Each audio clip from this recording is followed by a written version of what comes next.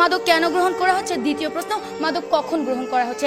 প্রত্যয় আমারই বন্ধু, প্রাণ চাঞ্চল্যকর এই ছেলেটি হঠাৎ কেন যেন গোমরা হয়ে যায়। বা পিতামাতার বিবাহ বিচ্ছেদের বিষয়টি সে কোনোভাবে মেনে নিতে না পেরে মাদকাসক্ত হয়েছে।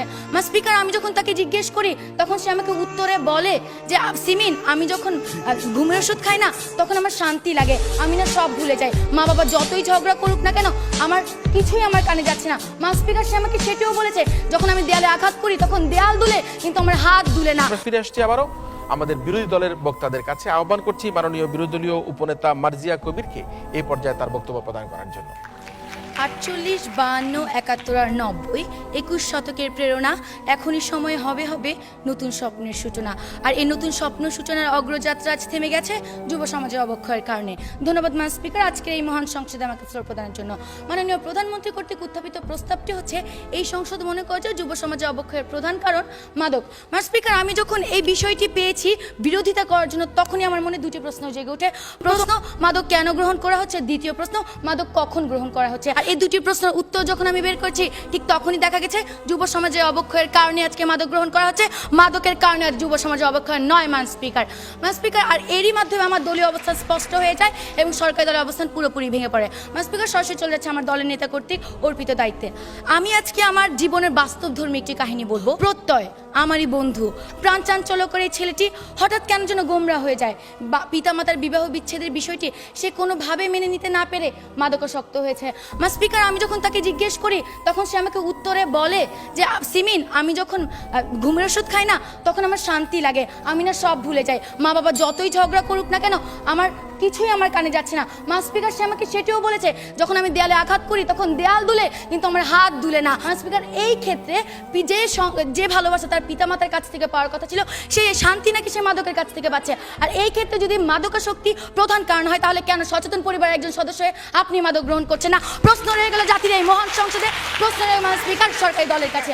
স্পিকার, আজকে লক্ষ্য করুন আমাদের দেশে 24.5% যে ছেলে মেয়ে রয়েছে তারা ইচ্ছার বশে পড়ে মাদক গ্রহণ করছে। এখন তাদের কথা হচ্ছে তারা হচ্ছে এক্সেপশনাল, আর আমরা সকলে জানি exceptional is never be called normal. Speaker, লক্ষ্য করুন আজকে পরিবার থেকে যে মাননীয় বিরোধী দলনেতা একটুখানি যে প্রশ্নটি নিয়ে আমরা আপনি আপনার পারিবারিক একজন মানুষের উদাহরণ দিয়ে পুরো বাংলাদেশের সকল যুবকদের উদাহরণ আপনি তুলে ধরতে পারেন না। স্পিকার, আপনি একজন মানুষের মাদকাসক্তের কারণ নিয়ে পুরো বাংলাদেশের প্রত্যেকটি যুব সমাজের অবক্ষয়ের জন্য মাদকাসক্তি মাননীয় স্পিকার, কোথায় একজনের মাদকাসক্তি নিয়ে আমরা কোথায় উদাহরণ তুলে ধরেছি?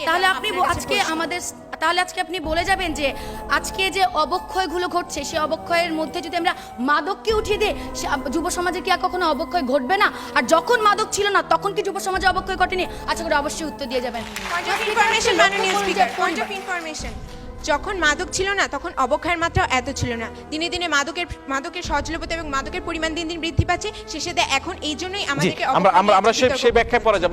মাননীয় সংসদ নেতা আসুন আপনার বক্তব্য প্রদান করুন। স্পিকার, পরিবার a strong family bondage is a precondition for a successful social administration.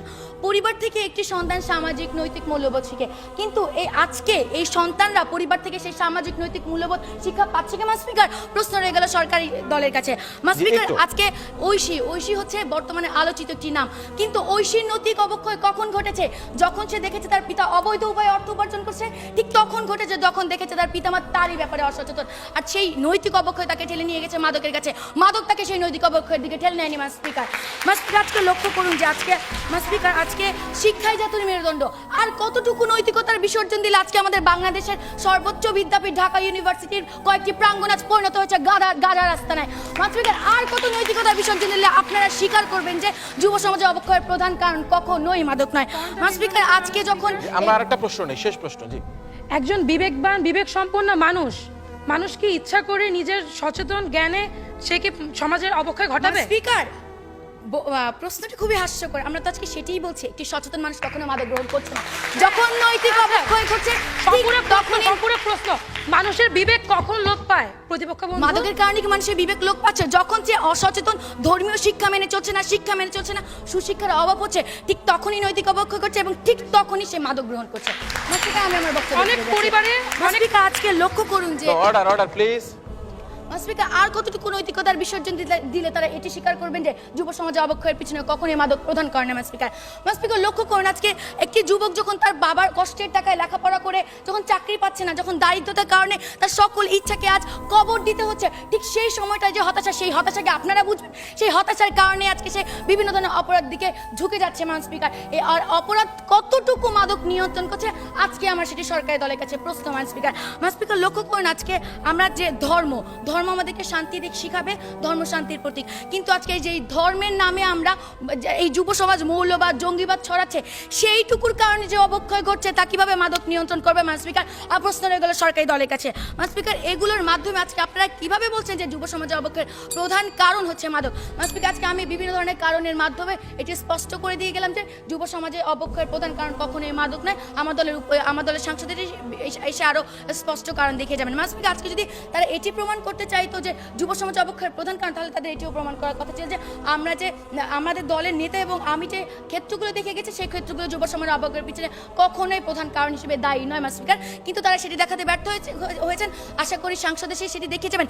যদি সেটি দেখাতে না পারেন তাহলে আজকের এই মঞ্চের প্রত্যেকটি মানুষ মানতে বাধ্য, যুব সমাজের অবক্ষয়ের পিছনের প্রধান কারণ কখনোই মাদক নয়। আজকে নৈতিক অবক্ষয়ের কারণে, পারিবারিক অসচেতনতার কারণে অবক্ষয় ঘটছে এবং সেই অবক্ষয় তাকে নিয়ে যাচ্ছে মাদকের দিকে। স্পিকার, আজকে তাদের কথা শুনে মনে হচ্ছে যে তাদেরকে যদি কেউ ইট ছুঁড়ে মারে তারা তাদের বিপরীতে ফুল ছুঁড়ে মারবে, কিন্তু সেই ফুলের সাথে যে টপটি থাকবে সেটি তারা আজকে অস্বীকার করে যাচ্ছে। স্পিকার, আজকে তারা তিনজন চোখ বন্ধ করে রাখতে পারে, কিন্তু এই 16 কোটি বাঙালির সাথে আপনার চোখটিও খোলা আছে মান স্পিকার। আপনি দেখতে পারবেন যে আসল সত্যিটা কি। তাই আজকে আমরা যুব সমাজের অবক্ষয় রোধ করতে চাই মান স্পিকার। তাই আজকে আপনার কাছে বিনীত আবেদন, এই সংসদে যাতে এই প্রস্তাবটি গৃহীত না হয় এবং যুব সমাজের অবক্ষয় রোধ করতে আপনি আমাদের সাথে এগিয়ে আসেন। ধন্যবাদ মান স্পিকার, ধন্যবাদ সবাইকে। ধন্যবাদ মার্জিয়া কবিরকে। একটা ছোট্ট উদাহরণ দিয়ে যে পিতা মাতার যে বৈবাহিক বিচ্ছেদ কি কারণে একটা সন্তানের জন্য একটা করুণ পরিণতি নিয়ে আসতে পারে সেই উদাহরণ দেওয়ার চেষ্টা করেছে, এবং ঐশীর যে অবক্ষয়ের কারণটা আজকে মা বাবাকেই খানিকটা দায়ী করে সে তার বক্তব্য উপস্থাপন করার চেষ্টা করেছে যে এই তরুণ সমাজকে ফিরিয়ে আনতে হবে, আমাদের মাদকমুক্ত সমাজ তৈরি করতে হবে এবং সচেতন বাংলাদেশ গড়ে তুলতে হবে।